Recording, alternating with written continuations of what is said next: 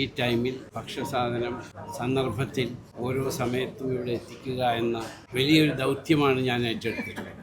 ഞാൻ ഏറ്റെടുത്തിയ ദൗത്യം സാധനങ്ങൾ അവൈലബിലിറ്റി. ഞങ്ങൾ 100 ചില്ലുവാനും ഫ്ലൈറ്റ്.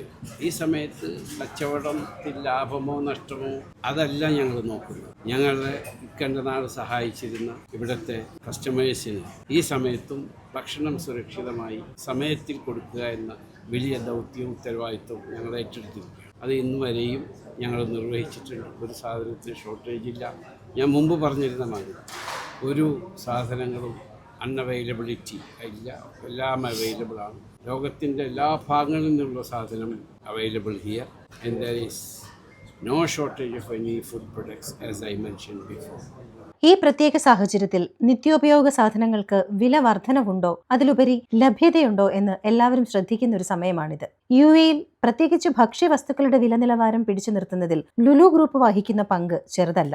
UAE-യിലെ ഭരണാധികാരികളുടെ അടക്കം പ്രശംസ പിടിച്ചുപറ്റിയതാണ് ലുലു. ഇപ്പോഴിതാ ഫുജേറ മുനിസിപ്പാലിറ്റിയുടെ ഡയറക്ടറും ഉന്നത ഉദ്യോഗസ്ഥരും ലുലു സന്ദർശിക്കുകയും എല്ലാ ക്രമീകരണങ്ങളും വിലയിരുത്തി സംതൃപ്തി രേഖപ്പെടുത്തിയിരിക്കുകയുമാണ്. സാധാരണ വിലയിൽ തന്നെ ഫുജേറ ലുലുവിൽ സാധനങ്ങൾ കൊടുക്കാൻ പറ്റുന്ന സാഹചര്യത്തെ മുനിസിപ്പാലിറ്റി ഒഫീഷ്യൽസ് മുക്തകണ്ഠം പ്രശംസിച്ചു.